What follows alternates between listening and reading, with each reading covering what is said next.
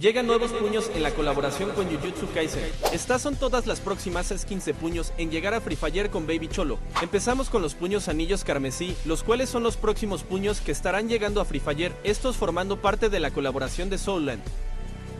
Aparte se han filtrado otras posibles skins de puños que podrían estar llegando a Free Fire. Empezamos con los puños rechazo de energía maldita escarlata, los cuales tendrían unos efectos en color rojo. Estos al parecer se están confirmando en la publicación de Garena, en donde confirmó la colaboración con el anime, en donde podemos ver unos puños. Seguimos con los puños impacto de energía maldita azul, estos con un diseño muy bueno y unos efectos en color azul que los hace ver muy épicos. Estos se estuvieron filtrando en el tráiler de la colaboración con Jujutsu Kaisen, en donde al final podemos ver el diseño de estos nuevos puños.